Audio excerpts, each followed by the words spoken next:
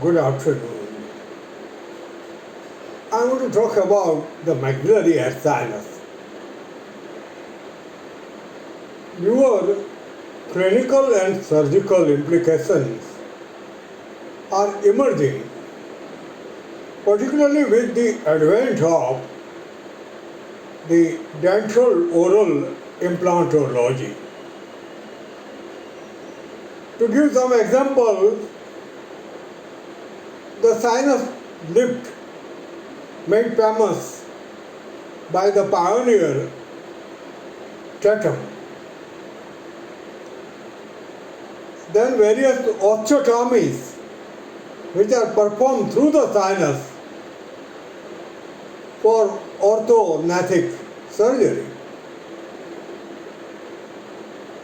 And finally, insertion of the zygomatic implant through the maxillary airsinus. But I do not want to talk about the surgical aspect presently. The aspect which is commonly ignored, the functions of the maxillary airsinus and other paranasal air sinuses. Well, the chapter of these functions of the paranasal air sinuses is still open. In 1969, I read an article on the 1800 years of controversy, the paranasal air sinuses, discussing the functions of various air sinuses. And if you ask even a first year student, will immediately come out with the answer, lighten the weight of the skull and head, provides resonance to the voice, and maybe because it develops from the nasal cavity, it moistens and warms the inspired air. These are the very well known functions, but there are several others, and for that you have to refer either the article by Blanton and Biggs 1969 or my article with Dr. Bhramari Pranayam, which I revised in 2023 on the maxillary air sinus and oral dental surgeon, published in Dentimedia initially and subsequently on the researchgate.net. So that article gives a complete idea about the functions. One function which is in the air, you can say, from early 90s and subsequently in 2008, an article published by Landmark in the Anatomical Record, the most famous and best journal of anatomy. In that article, something new emerged, and I thought that the chapter about the functions of the paranasal air sinuses must be now closed. At that time I thought, and I included this particular function in my article revised in 2023 along with Dr. Prabhu. So what is that function? The epithelium of the sinus, implantologists call it the lining epithelium and lining mucoperiosteum, Striderian membrane. That epithelium produces NO, nitric oxide. And that nitric oxide has antimicrobial property. Not only that, it passes out of the sinus and all other sinuses, and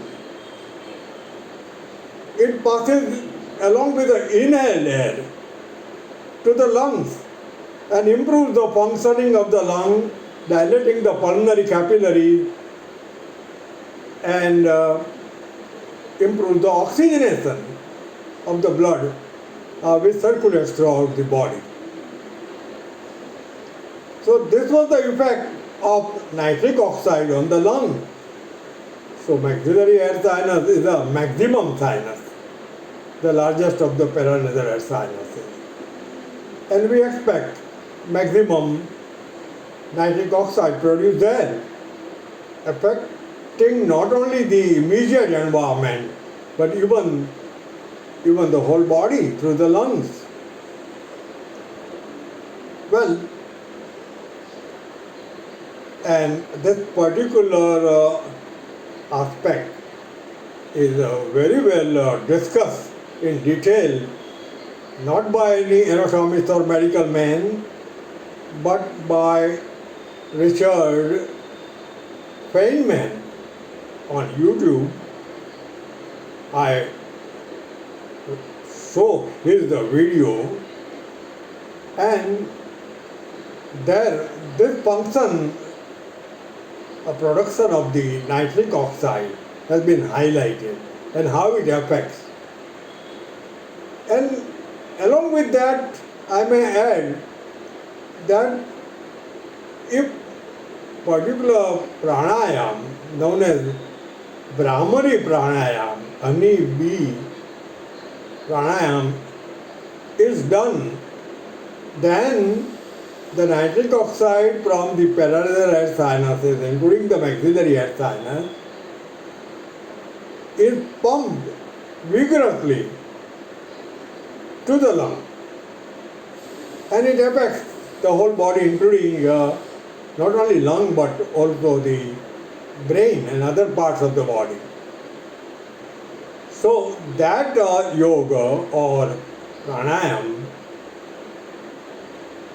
is for pumping more of the nitric oxide, because if you consider the maxillary air sinus, the opening is very small, ostium as it is called, and it is located quite high in the medial nasal wall of the sinus.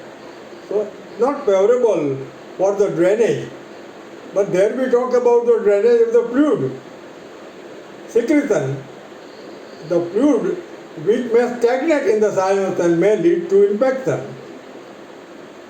But here we are talking about the gas, and gas do not have much difficulty rising up and then passing with the inhaled air to the lung.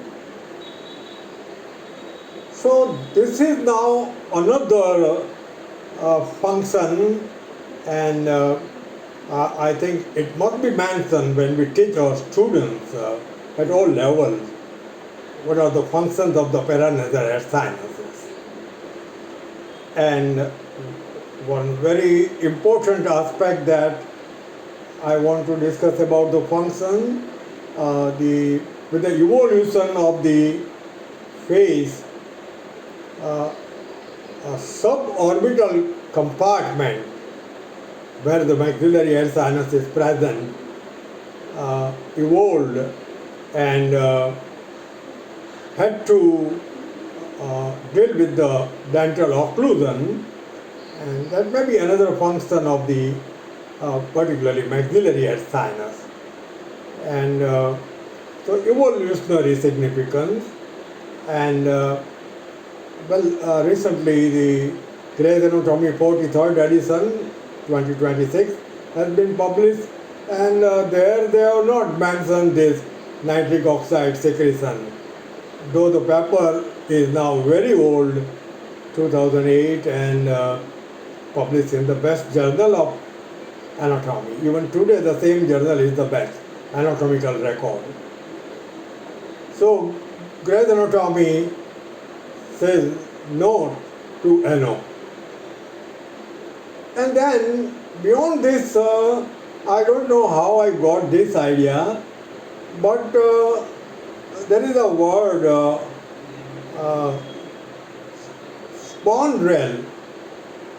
I just checked that, the spelling of that. Spandrel. Spandrel. Now, what is that? Now, in our college, Government Dental College and Hospital, Ahmedabad, from the ground floor at the entrance, leading to the first floor, which was where the office and the dean's chamber were housed, the staircase is there, stairs, you will call it stairs.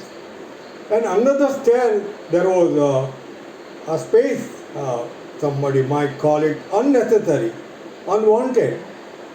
Do the sinuses are also like those unwanted spaces?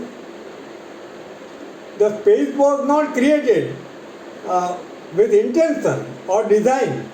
It happened because the stairs were constructed. And that is what is called spandrel.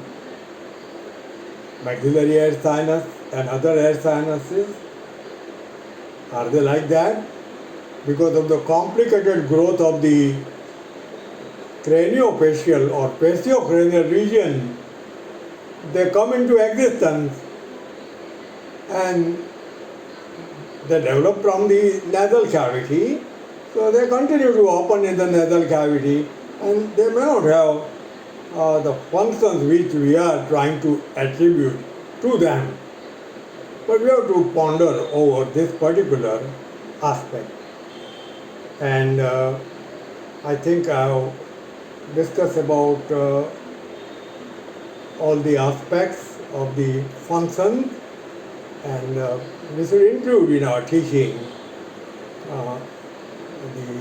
all the recent aspects and even pranayam, and we should not feel shy of yoga, which is our contribution maybe to the world.